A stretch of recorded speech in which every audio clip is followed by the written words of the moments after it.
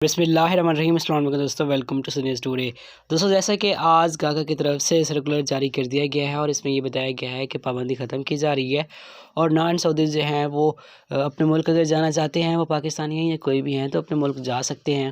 تو اس حوالے سے دوستوں پی آئی اے کی اپڈیٹ بھی آ چکی ہے، تو اس حوالے سے بات کرتے ہیں۔ تو اس ویڈیو کو لائک اور شیئر ضرور کیجیے گا اور مزید اس طرح کی انفارمیٹیو ویڈیو کے لیے ہمارے چینل سعودی نیوز ٹوڈے کو ضرور سبسکرائب کیجیے گا۔ تو دوستوں بڑھتے ہیں لوگ تفصیل کی جانب اور آج کی ترین اپڈیٹ سے آپ کو باخبر کرتے ہیں۔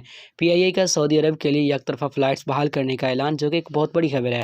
پاکستان کی قومی airline Pakistan international airlines P I A نے سعودی عرب کے لیے یک طرفہ فلائٹ آپریشن بحال کرنے کا اعلان کیا ہے۔ ترجمان پی آئی اے عبداللہ خان نے اردو نیوز کو بتایا کہ قومی ایئر لائن نے سعودی عرب میں مقیم پاکستانیوں کی واپسی کے لیے یک طرفہ پروازیں شروع کرنے کا فیصلہ کیا ہے۔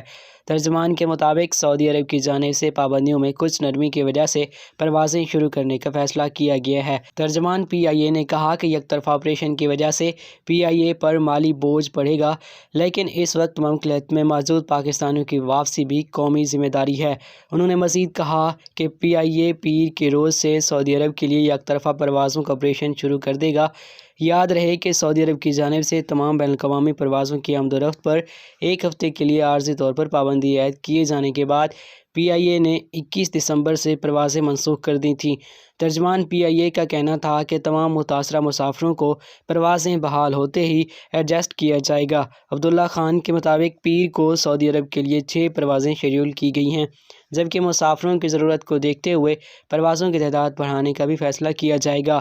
دوسری جانب سعودی سول ایویشن نے فضائی کمپنیوں کو مملکت سے غیر ملکی مسافروں کو لے جانے کی مشروط اجازت دینے کا اعلان کیا ہے۔ عربی جریدے عکاظ نے سول ایویشن کی جانب سے جاری اعلامیے کے حوالے سے کہا کہ مملکت میں مقیم غیر ملکی مسافروں کو لے جانے کے لیے احتیاطی تدابیر پر عمل کرتے ہوئے اجازت دی گئی ہے۔ سعودی سول ایویشن کی اتھارٹی کی جانب سے مزید کہا گیا کہ غیر ملکی فضائی کمپنیوں کے عملے کو سعودی عرب کے کسی بھی ایئرپورٹ پر اترنے کی اجازت نہیں ہوگی۔ وہ ممالک جہاں کورونا کی نئی شکل وبا کی صورت اختیار کر چکی ہے، ان ممالک کے لیے فضائی سفر پر پابندی بدستور برقرار رہے گی۔ دوستو، یہ تھی آج کی اپڈیٹ۔ ملتے ہیں کروڑوں کے ساتھ۔ اللہ حافظ۔